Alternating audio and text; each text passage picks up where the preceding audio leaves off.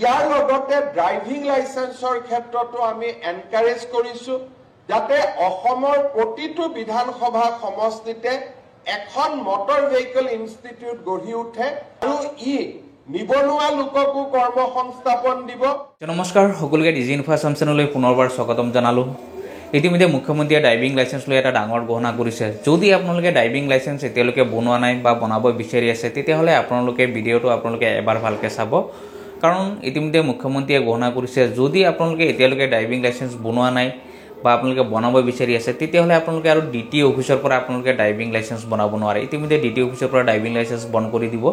আপোনালোকে নতুনকৈ যদি ড্ৰাইভিং লাইসেন্স বনাব বিচাৰি আছে তেতিয়াহ'লে আপোনালোকে ট্ৰেইনিং চেণ্টাৰৰ পৰা আপোনালোকে ট্ৰেইনিং লৈহে আপোনালোকে ড্ৰাইভিং লাইসেন্স বনাব লাগিব। ইতিমধ্যে মুখ্যমন্ত্ৰীয়ে যিটো কথা ঘোষণা কৰিছে যে অসমৰ প্ৰায় যি 26টা সমষ্টি আছে, এই 26টা সমষ্টিত নতুনকৈ যি মটৰ ভেহিকল ট্ৰেইনিং ইনষ্টিটিউট আছে, নতুনকৈ ট্ৰেইনিং চেণ্টাৰ খুলিব আৰু সেই ট্ৰেইনিং চেণ্টাৰৰ পৰা আপোনালোকে ট্ৰেইনিং ল'ব লাগিব। ট্ৰেইনিং লৈহে আপোনালোকে চাৰ্টিফিকেট লাভ কৰিব। যেতিয়া তাৰপিছত সেই ট্ৰেইনিং চেণ্টাৰৰ পৰাই আপোনালোকে ড্ৰাইভিং লাইসেন্স লাভ কৰিব, কাৰণ ডিটি অফিচ বা পৰিবহণ বিভাগে আৰু নোৱাৰে বুলি ইতিমধ্যে মুখ্যমন্ত্ৰীয়ে ঘোষণা কৰিছে।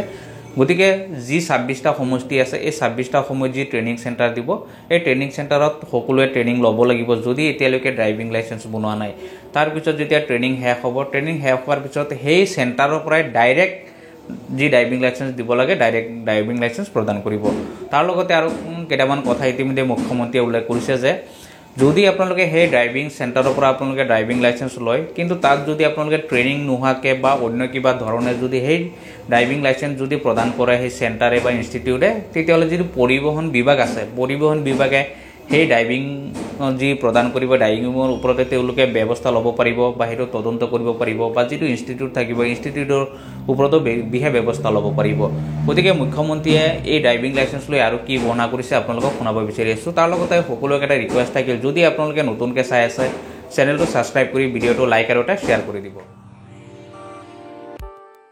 ক্ষেত্ৰতো আমি এনকাৰেজ কৰিছো যাতে অসমৰ প্ৰতিটো বিধানসভা সমষ্টিতে এখন মটৰ ভেহিকল ইনষ্টিটিউট গঢ়ি উঠে আৰু মটৰ ভেহিকল ইনষ্টিটিউটৰ প্ৰিন্সিপালজনকে আমি দ্বিতীয়জনৰ হৈ লাইসেন্স দিয়াৰ অধিকাৰ দিব খুজিছো আৰু নিবনুৱা লোককো কৰ্মসংস্থাপন দিব আৰু 126টা যদি আমি ড্ৰাইভিং